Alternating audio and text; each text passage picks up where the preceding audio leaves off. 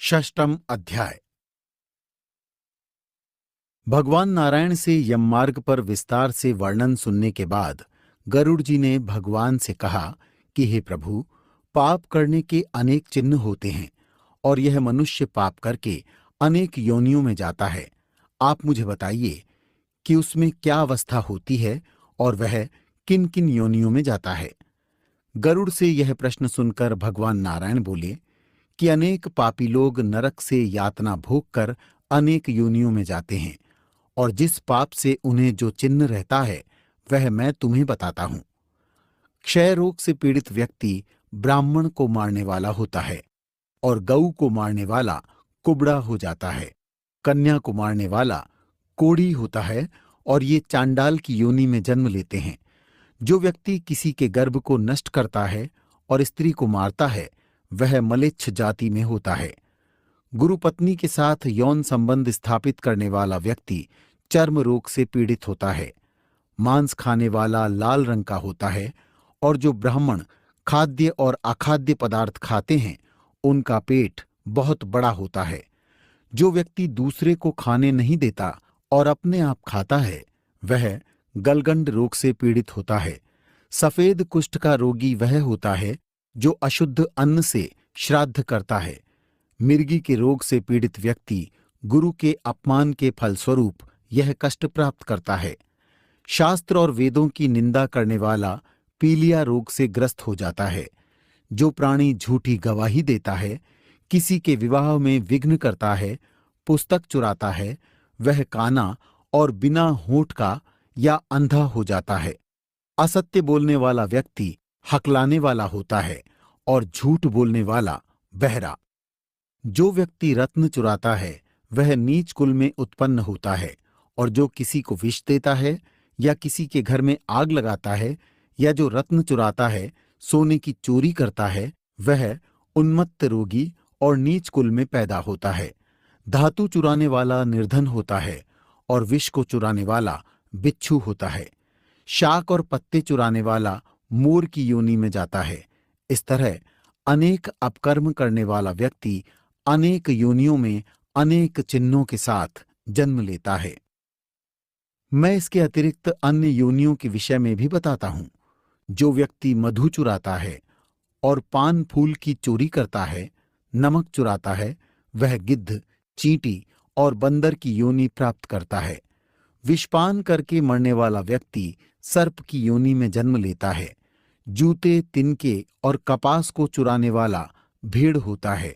और जो मनुष्य हिंसा करते हुए अपनी जीविका चलाता है या तीर्थ यात्रियों को लूटता है, वह कसाई के घर में बकरा बनकर पैदा होता है। और जो हमेशा उद्दंड रहने वाला होता है उसे जंगल के हाथी की योनि मिलती है। जो ब्राह्मण बलि देने वाले नीचों का अन्न खाते हैं उन्हें व्याघ्र की योनि मिलती है। जो ब्राह्मण शूद्रों को यज्ञ कराते हैं वे गांव के सूअर के रूप में उत्पन्न होते हैं। और जो संध्या तथा गायत्री का जाप नहीं करते और जिनका हृदय पापों से भरा रहता है, जो ऊपर से स्वच्छ और अंदर से गंदे होते हैं, उन्हें बगुले की योनि मिलती है। बहुत से लोगों के पुरोहित बनकर जो लालच करते हैं वे गधे बनते हैं, और जो बिना निमंत्रण भोजन करते हैं उन्हें कोए की योनि मिलती है। जो ब्राह्मण सुपात्र को विद्या नहीं देता वह बैल बनता है, और जो शिष्य गुरु की सेवा नहीं करता वह पशु योनि को पाता है। गुरु के सामने विवाद और संवाद करने वाला शिष्य बड़ा राक्षस होता है। जो ब्राह्मण कहकर के दान नहीं देता उसे सियार की योनि प्राप्त होती है। इसके अतिरिक्त मित्र से द्रोह करने वाला पहाड़ी गिद्ध, धोखा देकर खरीदने वाला उल्लू, वर्णाश्रम की निंदा करने वाला कबूतर होता है। आशा भंग करने वाला, स्नेह को भंग करने वाला, द्वेषी स्त्री को चुराने वाला मोर, द्वेषवश स्त्री का परित्याग करने वाला चिरकाल तक चकवा चकवी होता है। माता, पिता, गुरु, भाई और बहन से बैर करने वाले हजारों बार जन्म लेते और गर्भ में नष्ट हो जाते हैं। सास को गाली देने वाली जोंक, नित्य कलह करने वाली और अपने पति को धिक्कारने वाली चील होती है। जो स्त्री अपने पति को छोड़कर दूसरे पुरुष से प्रीति करती है वह गोह और दो मुंह की सांपिन होती है। अपने गोत्र को भ्रष्ट करने वाले अपने गोत्र की स्त्री में गमन करने वाले तरक्षु और शल्लकी होकर भालू की योनि में उत्पन्न होते हैं। तापस स्त्री में गमन करने वाला पुरुष मरुस्थल में पिशाच की योनि पाता है। जो ऋतुमसी नहीं हुई ऐसी स्त्री से भोग करने वाला वन में अजगर होता है। गुरु की स्त्री में भोग करने वाला विष खोपड़ी, राजा की स्त्री में गमन करने वाला दुष्ट और मित्र की स्त्री में गमन करने वाला गधा होता है।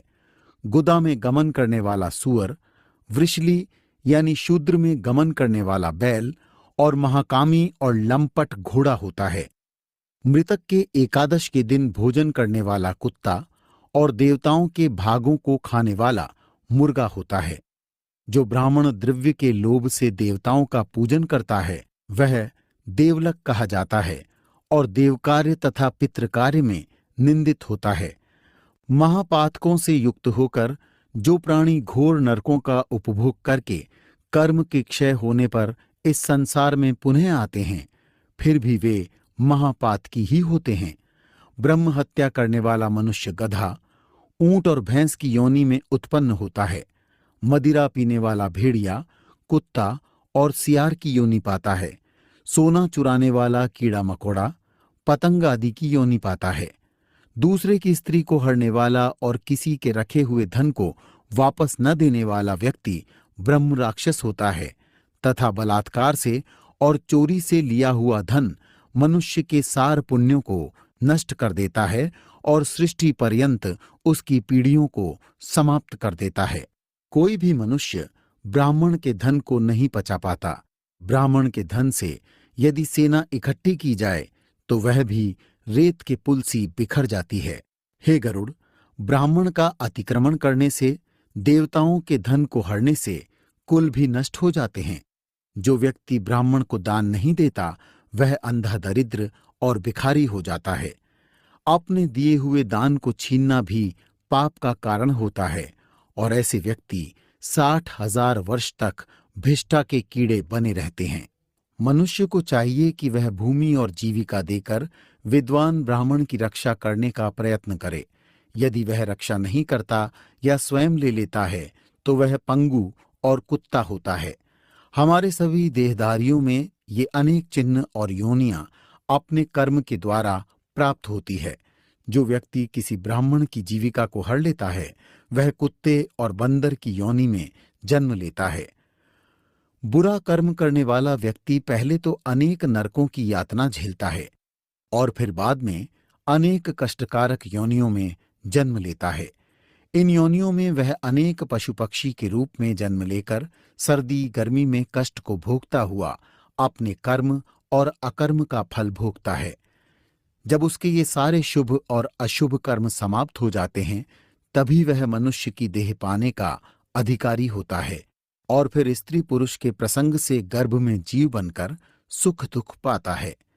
क्योंकि सभी शरीर के धारण करने वालों का जन्म और नाश होता है। मनुष्य जीव माया से ग्रसित होकर कर्म जाल में बंधे हुए मृत लोक में आते जाते रहते हैं, किंतु यह स्पष्ट है कि किए हुए शुभ और अशुभ कर्मों का फल मनुष्य को अवश्य मिलता है।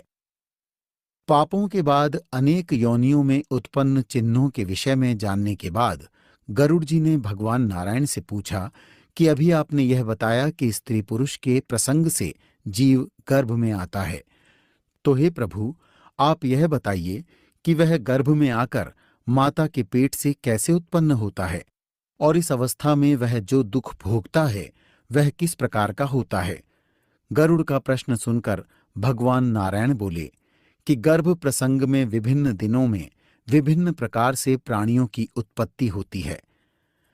ऋतु के बीच में पापियों का जन्म होता है, अर्थात स्त्रियों के रजोकाल के प्रारंभिक 3 दिन में इंद्र के लिए ब्रह्म हत्या के पाप के कारण इन दिनों पापियों की उत्पत्ति होती है। स्त्री ऋतु दर्शन होने वाले पहले दिन चांडाली, दूसरे दिन ब्रह्म हत्यारी और तीसरे दिन रजकी होती है। यही पापियों की माताएं होती है। पुरुष के माध्यम से शरीर प्राप्ति के लिए स्त्री के उदर में प्रवेश होकर गर्भ धीरे धीरे बढ़ता है। वह 1 रात्रि में कलल, 5 रात्रि में बुबुद्ध होता है, 10 रात्रि में करकंधु नाम का मांस का पिंड होता है, अथवा दूसरी योनि में अंडा होता है। उसके पीछे 2 महीने में सिर होता है और बाहु आदि अंगों का विभाग होता है, और 3 महीने में नख, रोम, हड्डी, चाम और लिंग आदि छेद होते हैं। 4 महीने में 7 धातुएं होती हैं। 5वें मास में क्षुधा तृण की उत्पत्ति होती है और 6 महीने में झिल्ली होती है, जिसको जरायु कहते हैं। जीव उसमें लिपटा हुआ दाहिनी कोख में भ्रमण करता है। इस जरायु का रस, धातु, रक्त आदि माता से खाए हुए अन्न पान आदि से बढ़ता है। जरायु से दुर्गंध आती है। जिस स्थान से उसकी उत्पत्ति होती है वह भिष्टा मूत्र के गर्त सदृश्य है। उसी में जीव सोता है। गर्भ में उत्पन्न भूखे कीड़ों से काटे जाने पर उरुक्लेश से पीड़ित हो सुकुमार जरायु पिंड मूर्छित हो जाता है।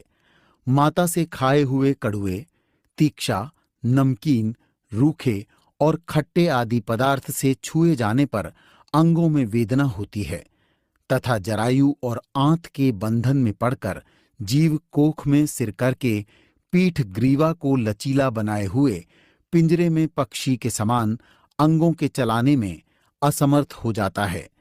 वहां देव योग से 100 जन्मों की बातें स्मरण कर दीर्घ श्वास लेता है, अतः तनिक भी सुख नहीं मिलता। संतप्त और भयभीत जीव धातु रूप 7 बंधनों में जकड़ा रहता है तथा हाथ जोड़कर दीन वचनों से इस उदर में डालने वाले भगवान की स्तुति करता है। 7वें मास में सचेत होकर भी जीव प्रसूति वायु से कांपता हुआ भिष्टा से उत्पन्न सहोदर कृमि के समान रेंगता रहता है। जीव ने कहा, श्री के पति, जगत के आधार, अशुभ के नाशकर्ता, शरणागत के वत्सल श्री विष्णु भगवान की शरण में जाता हूं। आपकी माया से मोहित होकर देहधारी मैं अपने शरीर तथा पुत्र स्त्री का अभिमान करके आपको भूल गया। हे नाथ, अब मैं संसार में पुनः प्राप्त हूं। मैंने कुटुंब के लिए शुभ अशुभ कर्म किया, परंतु उस कर्म के फल से मैं अकेला दग्ध होता हूं और वे कुटुंब फल भोगी होकर अलग हो गए। यदि इस योनि से मुक्त हुआ तो आपके चरण का स्मरण करूंगा और ऐसा उपाय करूंगा जिससे संसार से मुक्त हो जाऊं। मैं आपका आश्रय लेकर आपके चरणों की पूजा करते हुए उद्धार करूंगा।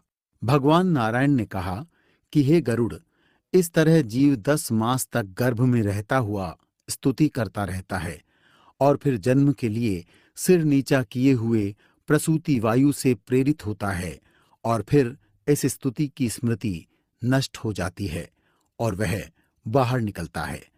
स्मृति के नष्ट होने से उसका ज्ञान समाप्त हो जाता है और उल्टी गति होने से वह दुखी होता है। यह स्वाभाविक है कि कष्ट का स्मरण अधिक देर नहीं रहता। भगवान की वैष्णवी माया मनुष्य को मुक्त करती रहती है और वह इसमें लिप्त हो जाता है। जब वह छोटा होता है वह मलमूत्र से अपवित्र होने के बावजूद उठने में असमर्थ होता है। वह बालक ज्ञान रहित होता है और जब उसे खटमल आदि काटते हैं या कोई और कष्ट होता है तो वह केवल रो देता है। इस तरह वह अपने बचपन के काल के दुखों को झेलता है। फिर धीरे धीरे किशोर अवस्था की ओर आता है और किशोर अवस्था के बाद यौवन की ओर अग्रसर होता है। यौवन में पदार्पण करने के बाद वह अनेक अच्छे बुरे कर्मों में लीन हो जाता है।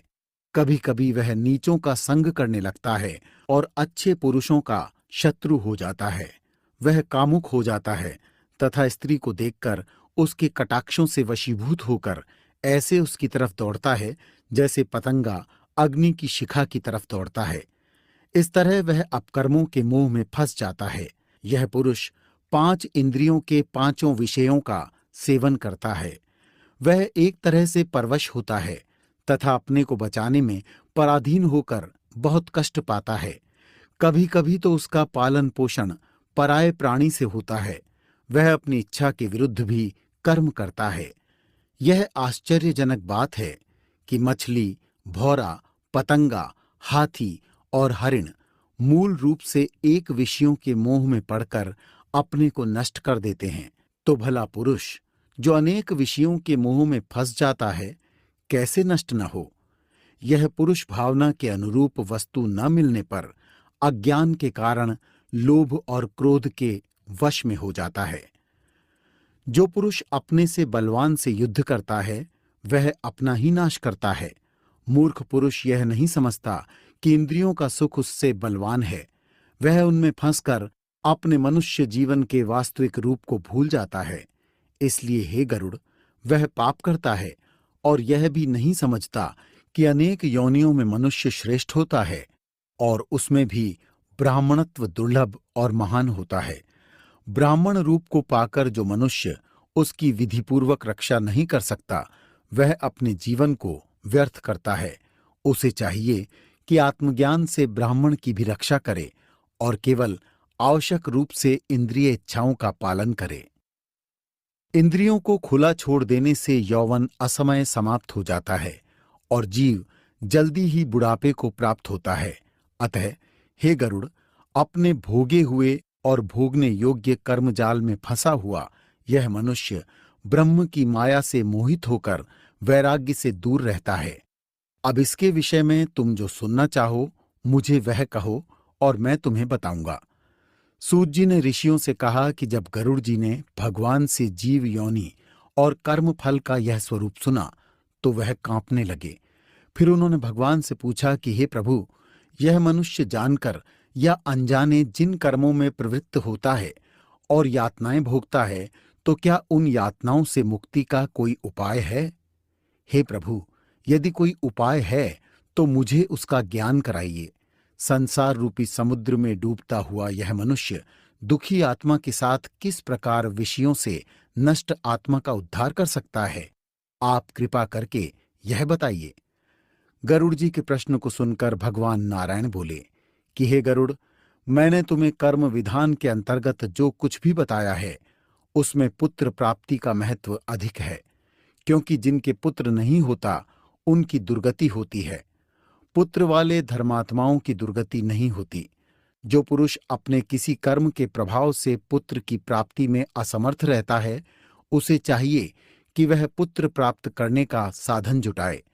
अनेक प्रकार से भक्ति भावना रखते हुए भक्ति से परिपूर्ण चंडी के विधान से या हरिवंश पुराण की कथा सुनकर शिव की आराधना करते हुए सद्बुद्धि वाला मनुष्य पुत्र को उत्पन्न करे। पुत्र अपने पिता को पुनमामक नरक से बचाता है, इसलिए एक धर्मात्मा पुत्र ही सारे कुल का उद्धार कर देता है। यह बहुत पुरानी पद्धति है कि एक पुत्र ही समस्त लोकों को जीत लेता है। पुत्र का मुख देखकर पिता केवल ऋण से ही मुक्त नहीं हो जाता है, अपितु वह इस क्रम से पोते का मुख देखकर अन्य ऋणों, बल्कि यह सत्य है कि पौत्र का मुख देखकर मनुष्य स्वर्ग की प्राप्ति करता है और यमराज के अनेक बंधनों से मुक्त हो जाता है। मनुष्य को ब्रह्म घोड़ा पुत्र स्वर्गलोक के द्वार तक ले जाता है। यदि वह विवाहित स्त्री से उत्पन्न हुआ हो, बिना विवाह के उत्पन्न पुत्र नरक में पहुंचाता है, क्योंकि सवर्ण पुरुष और सवर्ण स्त्री के योग से जो संतान उत्पन्न होती है वही पितरों को स्वर्ग में पहुंचाती है, क्योंकि मनुष्य पुत्र के द्वारा श्राद्ध करने पर ही स्वर्ग प्राप्त करता है। इस दृष्टिकोण से तुम्हें एक कहानी सुनाता हूं। त्रेता युग में सुंदर महोदयपुर में महाबलवान और धर्म में निष्ठावान बब्रुवाहन नामक राजा हुआ। विधिवत यज्ञ करता, दान देने वाला, लक्ष्मीवान, ब्राह्मणों का भक्त, साधु का प्यारा और चरित्र आचार तथा गुणों से युक्त था और दया तथा दाक्षिण्य से युक्त धर्म से अपने औरस पुत्र के समान प्रजा का पालन करता था और दंड देने योग्य अपराधियों को दंड देता हुआ वह राजा नित्य ही क्षत्रियों के धर्म में तत्पर रहता था।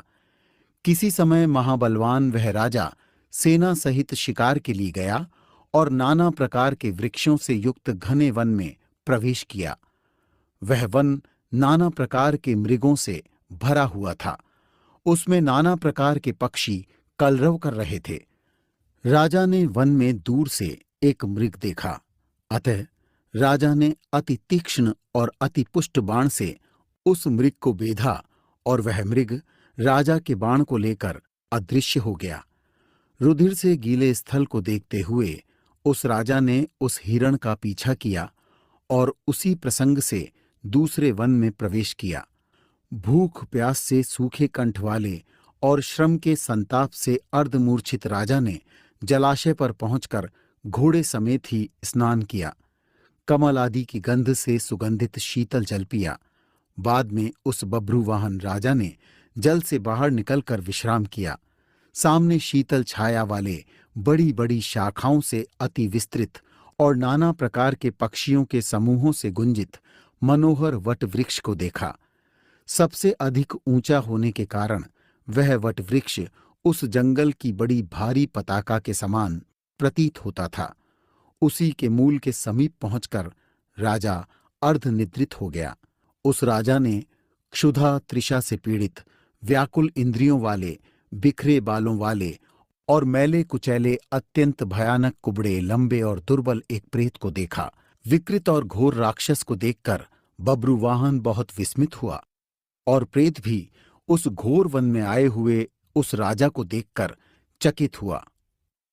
वह प्रेत भी उत्कंठित मन से राजा के समीप आया और हे गरुड़, प्रेतराज उस समय राजा से बोला कि हे राजन, आपके दर्शन रूपी मिलन से मैंने प्रेत भाव छोड़ा और परम गति को प्राप्त हुआ। हे महाबाहो, आपके संयोग से आज अति धन्य हुआ हूं। राजा ने कहा, हे प्रेत, यह कृष्ण वर्ण, बड़ा भयानक मुख और घोर दर्शन, ऐसा बड़ा अमंगल प्रेतत्व तुमने किस कर्म के परिणाम से पाया है? हे तात, तुम मुझसे इस प्रेतत्व का सब कारण कहो। तुम कौन हो? किस दान से तुम्हारा प्रेतत्व दूर होगा? प्रेत ने जवाब दिया कि हे राजश्रेष्ठ, मैं तुमसे आदि से अंत तक सब कहता हूं और मेरे प्रेतत्व का कारण सुनकर तुम मुझ पर दया करने योग्य हो। सब संपत्तियों से पूर्ण वैदिश नाम का एक नगर है जो अनेक प्रकार के जनपदों तथा रत्नों से परिपूर्ण है, भवनों और प्रासादों की शोभा से संयुक्त है और नाना प्रकार के श्रौत, समात्ते आदि धर्म से युक्त है। हे तात, उस पुर में देवताओं के पूजन करता हुआ मैं निवास करता था। मैं वैश्य जाति का हूं, मेरा नाम सुदेव है, यह आप जाने। हविष्यान्न से देवताओं को और कव्यान यानी पिंडदान से पितरों को संतुष्ट करता था। नाना प्रकार के और दानों से मैंने ब्राह्मणों को संतुष्ट किया और दीन, अंधे तथा पंगु मनुष्यों को मैंने अनेक प्रकार से अन्न दिया। हे राजन, वह सब मेरा सुकर्म देवयोग से निष्फल हो गया। जिस प्रकार मेरा सुकृत निष्फल हो गया, उसे मैं कहता हूं। मेरा संतति, मित्र, बांधव आदि ऐसा कोई नहीं है जो मेरी और्ध्वदैहिक क्रिया करे। हे महाराजा, जिसका पौड़श मासिक श्राद्ध नहीं होता है, सैकड़ों श्राद्ध करने पर भी उसका प्रेत रूप समाप्त नहीं होता, इसलिए तुम मेरा उद्धार करो। हे राजा, राजा ही इस लोक में सबका बंधु माना जाता है। मैं आपको रत्न और मणियां दूंगा। आप ऐसा काम करें जिसमें मैं प्रेत योनि से मुक्त हो जाऊं। मेरे लिए यह स्थिति बहुत दुखदायक है। यह वन बहुत सुंदर है, इसमें फल फूल हैं और शीतल जल भी है, किंतु मैं प्यासा होता हुआ भी पानी नहीं पी सकता। हे राजन, मेरी सारी क्रियाएं यदि नारायण विधि से हों और वेद मंत्र का उच्चारण हो तो मेरा प्रेत रूप नष्ट हो जाएगा। क्योंकि विष्णु की पूजा करना, सज्जनों की संगति और शास्त्रों का सुनना, इनसे मनुष्य प्रेत योनि से छुटकारा पाता है। इसलिए प्रेत योनि का नाश करने वाली विष्णु की पूजा को जान लेना चाहिए और इस प्रकार विष्णु की पूजा करनी चाहिए। मनुष्य अपने न्याय से 32 माशे स्वर्ण इकट्ठा करे और नारायण की प्रतिमा बनाए, फिर उसे 2 पीले कपड़ों से ढककर आभूषण पहनाए और अनेक प्रकार से तीर्थों के जल से स्नान कराकर सिंहासन पर प्रतिष्ठित करे और फिर उसका पूजन करे। उस प्रतिमा के पूर्व दिशा में श्रीधर और दक्षिण में मधुसूदन, उत्तर में गदाधर और पश्चिम में वामन देव को रखे। बीच में ब्रह्मा और महादेव शंकर की स्थापना करे तथा फूलों से उसकी पूजा करे। फिर उसकी प्रदक्षिणा करके दही और दूध से तृप्त करे। उसके बाद नहाकर विधिपूर्वक और्ध्वदैहिक क्रिया करे। इसमें क्रोध और लोभ से मुक्ति आवश्यक है। इसके बाद ब्राह्मणों के लिए 13 पद दान करे और प्रेत के लिए घड़े का दान करना चाहिए। यह सुनकर राजा ने पूछा कि हे प्रेत, प्रेत घट का दान कैसे किया जाता है? तुम मुझे इसकी विधि बताओ। इसके उत्तर में प्रेत बोला कि इस दान से प्रेतत्व प्राप्त नहीं होता। यह प्रेतघट नाम का दान पापों को नाश करने वाला है और लोकों में दुर्लभ है। मनुष्य को चाहिए कि वह पिघले हुए सोने का घड़ा बनाकर इंद्र, यम, वरुण का आह्वान करके इस घड़े के बीच में ब्रह्मा, विष्णु और भगवान शंकर का आह्वान करके उनकी पूजा करे और फिर लोकपालों की आराधना करे। इसके बाद धूप, फूल, चंदन से सोने के घट को दान करे। यह दान पापों का नाश करने वाला है और यदि मनुष्य चाहता है कि उसका प्रेतत्व नष्ट हो तो उसे यह दान करना चाहिए। श्री भगवान ने इसके बाद कहा, हे गरुड़ जी, जिस समय प्रेत के साथ राजा बात कर रहा था उस समय हाथी, घोड़ों और रथों से भरे हुए राजा की सेना भी वहां आ गई। इसके उपरांत प्रेत ने राजा को महामुनि दी और वहां से चला गया। राजा भी अपने नगर में आया और वहां उसने प्रेत के लिए श्राद्ध किया। उससे उसकी प्रेत योनि छूट गई और उसके दिए हुए दान से प्रेत भी उत्तम गति को प्राप्त हुआ।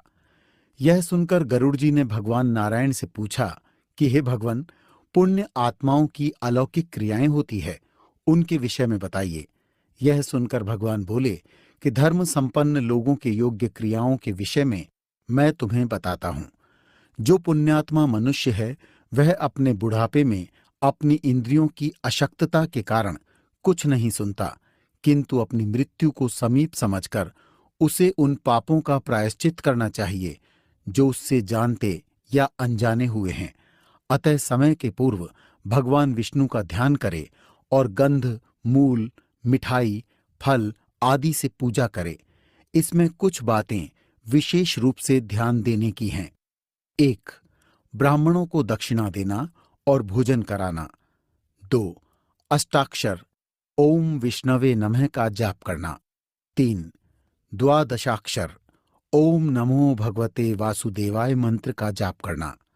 4. विष्णु नाम स्मरण के साथ महादेव का स्मरण करना। 5. विष्णु के सभी अवतारों मत्स्य, कुर्म, वराह, नरसिंह, रामचंद्र, कृष्ण, वामन, परशुराम, कल्कि, इनका स्मरण करना और बुद्ध का स्मरण करना। गरुड़ पुराण में बुद्ध को भी विष्णु के अवतार के रूप में मान लिया गया है। यह बाद में जोड़ा हुआ लगता है। कृष्ण नाम का जाप करने से मनुष्य के करोड़ों पाप धुल जाते हैं, क्योंकि अजामिल ने नारायण नाम के अपने पुत्र को पुकारते हुए मोक्ष प्राप्त कर लिया था।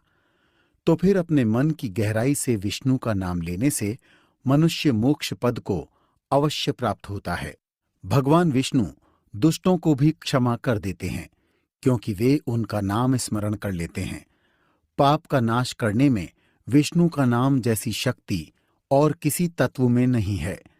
जब यमराज अपने दूतों को आदेश देते हैं तो कहते हैं कि तुम केवल उन्हीं लोगों को लाओ जिन्होंने विष्णु के नाम का स्मरण किया हो। विष्णु के अनेक नाम है: कमल नयन, वासुदेव, शंख चक्र को धारण करने वाला, दामोदर, हरि, श्रीधर, माधव, जानकी नायक। इन सब नामों के स्मरण से पाप दूर हो जाते हैं। जो मनुष्य भगवान के चरण कमलों में अपनी भक्ति रखता है उसके लिए यमराज का आदेश है कि उसे छोड़ दिया जाए। केवल उसी व्यक्ति को लाया जाए जो भगवान का स्मरण नहीं करता और उनके पूजन से विमुख होता है। जो व्यक्ति पापों का प्रायश्चित करता है और नारायण से दूर रहता है उसका उद्धार नहीं होता। कृष्ण भक्त स्वप्न में भी यमदूतों को नहीं देखता। ऐसा भक्त शरीर मुक्त होकर मोक्ष को प्राप्त होता है। इसलिए विष्णु का नाम स्मरण परम चैतन्य की प्राप्ति कराता है। विष्णु सहस्र नाम का पाठ करना भी चाहिए और सुनना भी चाहिए। एकादशी का व्रत, गीता, गंगाजल, तुलसी जल मृत्यु के समय मनुष्य को मुक्ति देने वाले होते हैं। हे गरुड़ जी, यह बात जान लेनी चाहिए जो मनुष्य अंतकाल में दान देता है उसे बहुत अधिक फल मिलता है। अंतिम समय में किया गया दान यदि पुत्र के द्वारा समर्थित होता है तो उसका फल और भी अधिक होता है। सत्पुत्र को चाहिए कि वह अपने पिता के अंतिम समय में उनसे दान कराए, क्योंकि इसीलिए लोग पुत्र की कामना करते हैं।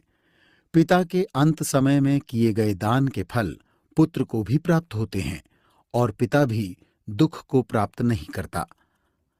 मृत्यु के समय सूर्य और चंद्र का ग्रहणीय दान महत्वपूर्ण होता है। तिल, लोहा, कपास, सोना, नमक, सप्तधान्य और गऊ तथा पृथ्वी, ये प्रत्येक दान प्रमुख हैं। ये महादान महापापों को नष्ट करने वाले हैं। तिल का दान बहुत महत्वपूर्ण होता है। इससे असुर, दानव, दैत्य संतुष्ट हो जाते हैं। सफेद काले रंग के तिल दान करने से मन शरीर से किए गए पाप धुल जाते हैं। भूमि में हाथ रखकर लोहे का दान करना चाहिए। इससे यमराज का भय दूर हो जाता है, क्योंकि यमराज के हाथ में कुल्हाड़ी आदि रहती है। अतः यह दान उसके डर से मुक्त करता है। सोने का दान सबसे महत्वपूर्ण दान है। इससे भूलोक, भूअरलोक और स्वर्गलोक में निवास करने वाले प्राणी संतुष्ट होते हैं। देवता भी इस दान को प्राप्त कर वरदान देते हैं। यह दान प्रेत का उद्धार करता है और स्वर्ग की गति दिलाता है। वह पराक्रमी, धनी, धर्मात्मा और रूपवान होता है। कपास का दान भी यमदूतों के भय से दूर कराता है। नमक का दान करने से चित्रगुप्त आदि भी संतुष्ट होते हैं। सप्तधान्य से धर्मराज प्रसन्न होते हैं और यमपुर के द्वार बंद हो जाते हैं। सप्तधान्य जो जौ, गेहूं, मूंग, उड़द, चना और चावल तथा कंगुनी कहे गए हैं। गौचरम मात्र अर्थात उतनी धरती जिस पर गऊ और बैल साथ साथ बैठ सकें, दान करने से मनुष्य ब्रह्म हत्या के पाप से मुक्त हो जाता है। जो मनुष्य व्रत करता है और इन सब कहे हुए दानों को करता है, उसके तो पाप दूर होते ही हैं, लेकिन भूमि दान से मनुष्य सुर और असुरों से पूजित होकर इंद्रलोक को जाता है। जो राजा ब्राह्मण को भूमि दान नहीं करता, वह संसार में यदि दोबारा आता है तो अपनी एक छोटी सी कुटिया भी नहीं बना पाता। अभिमानवश भूमि का दान करने से ही नरक में वास होता है, लेकिन यह तब तक होता है जब तक कि वह शेष भूमि को अपने पास रखता है। भूमिदान गोदान की तरह ही है, क्योंकि भूमि गौ रूप ही है। मनुष्य को चाहिए कि अंतधेनु और रुद्रधेनु और ऋणधेनु तथा मोक्षधेनु का दान करे। इस प्रकार के दान से मनुष्य सब प्रकार के पापों से मुक्ति पा लेता है। अपनी अनेक अवस्थाओं में किए गए पाप गौदान से नष्ट हो जाते हैं। समय समय पर जो मन, वचन, कर्म से पाप होते हैं, वह ब्राह्मण को गौदान देने से नष्ट हो जाते हैं। मनुष्य को चाहिए कि वह सावधान होकर मृत्यु से पूर्व गऊ का दान करे, लेकिन दान सत्पात्र को ही किया जाना चाहिए, क्योंकि सत्पात्र को प्रतिग्रह का दोष नहीं लगता। अपात्र को दान की हुई गऊ दाता को नरक में पहुंचाती है। जो व्यक्ति अपना कल्याण चाहता है, उसे चाहिए कि वह अपात्र के लिए गऊ का दान न करे और एक गऊ को एक मनुष्य को ही दान करे। गऊ दान बांटा नहीं जा सकता। अब मैं वैतरणी नदी के पार करने के लिए गौदान के महत्व का चित्रण करता हूं। मनुष्य को चाहिए कि वह कृष्ण या लाल वर्ण की गऊ को आभूषणों से सुसज्जित करके उसके खुरों को चांदी, सींगों को सोने का बनाकर कपास के ऊपर खड़ी करके तांबे के पात्र के साथ लौह दंड को धारण करने वाले यमराज की स्थापना करे। फिर उस पात्र में घी डालकर सबके ऊपर रख दे। फिर ईख की नाव बनाकर रेशम के सूत से लपेटकर उस पानी के गड्ढे में नाव को डाल दे और फिर गाय के साथ उसका संकल्प करके उसे ब्राह्मण को दान दे दे। वह इस प्रकार से प्रार्थना करे, हे जगन्नाथ, आप शरणागत वत्सल हैं, शोक में डूबे हुए व्यक्तियों के रक्षक हैं, आप मेरा उद्धार कीजिए। मैं दक्षिणा समेत यह गऊ दान कर रहा हूं। आपको तथा वैतरणी रूप गाय को नमस्कार है।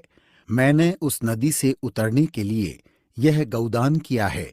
हे देवेश इंद्र, तुम इस महाकठिन रास्ते में मेरा उद्धार करना। गऊ ही मेरे हृदय तथा आगे पीछे होवे। मैं गऊओं के मध्य में ही निवास करूं। गऊओं में लक्ष्मी का निवास है। यह लक्ष्मी रूप धेनु मेरे पापों का नाश करे। मनुष्य को चाहिए कि इस प्रकार पूजा करके और प्रदक्षिणा करके गाय समेत सारी सामग्री ब्राह्मण को दान कर दे। ऐसा व्यक्ति धर्मराज की सभा में पहुंच जाता है। इस प्रकार पुण्यकाल में गऊ का दान करने से पाप नष्ट होते हैं। जब श्रद्धा उत्पन्न हो और कोई सत्पात्र मिल जाए, उसे भी पुण्यकाल माना जाता है। अर्थात ऐसे समय में निश्चित होकर गौदान करना चाहिए, क्योंकि मनुष्य का वैभव एक सा नहीं रहता और मृत्यु भी कभी भी आ सकती है। इसलिए दान आदि करके मनुष्य को धर्म का संग्रह करना चाहिए। भावना से किया गया थोड़ा दान भी अपार फल देता है। भाई बंधु शरीर सब नाशवान है, केवल धर्म ही स्थित रहता है। मृत्यु के बाद प्रत्येक का प्रेम क्षीण हो जाता है। प्राणी की अपनी आत्मा ही उसका बंधु है। इसलिए अपनी संतुष्टि के लिए दान देना चाहिए। यह जीवन अनित्य है। मनुष्य के पीछे कोई उसके लिए कुछ नहीं करता, इसलिए उसे स्वयं अपने लोकोत्तर की चिंता होनी चाहिए। मरे हुए शरीर को लकड़ी और कंकड़ के समान लोग छोड़ देते हैं। इसलिए मनुष्य को चाहिए कि वह अपने शुभ अशुभ का ध्यान रखते हुए दान करे। सुख का संसार सागर विराट होता है। इसमें कोई किसी का बंधु नहीं है। यहाँ कर्म के संबंध से प्राणी आते हैं और चले जाते हैं, कर्म के भाव से जुड़ते हैं और कर्म के क्षीण होने पर संबंध टूट जाता है। माता पिता पुत्र आदि सब इकट्ठे हुए उन प्राणियों के समान हैं जो नदी में बहते हुए लकड़ियों के लट्ठकों की तरह एक भी हैं और नहीं भी हैं। इस लोक से जो लोकोत्तर का मार्ग है, उसमें ज्ञानी व्यक्ति सुख पाता है, नहीं तो उसे कष्ट मिलता है। जो हम यहाँ इस धरती पर दान करते हैं, उसके पुण्य के प्रभाव से हमें धर्म के मार्ग में आराम मिलता है। इसलिए जब तक मनुष्य का जीवन है, तब तक वह दान और समर्पण से अपनी आत्मा को उदार बनाए। धर्म से अर्थ होता है और धर्म से ही काम होता है और धर्म ही मोक्ष का दाता है। इसलिए मनुष्य को धर्म करना चाहिए, किंतु यह भी जानना चाहिए कि धर्म श्रद्धा से धारण किया जाता है। धन धर्म का आधार नहीं होता। जो मनुष्य धनहीन है, वह भी अपने स्वच्छ मन से धर्म का आचरण करते हुए स्वर्ग की प्राप्ति करता है। हे गरुड़, जो मनुष्य धर्म के पूरे रूपों को जानकर देवी देवताओं को प्रसन्न करते हुए धार्मिक कार्य करता है और विधिवत दान देता है, वह अपने पुण्यों को संचित करता है। उसे नरक की यातना नहीं होती और ऐसा मनुष्य परम आनंद को प्राप्त करता है।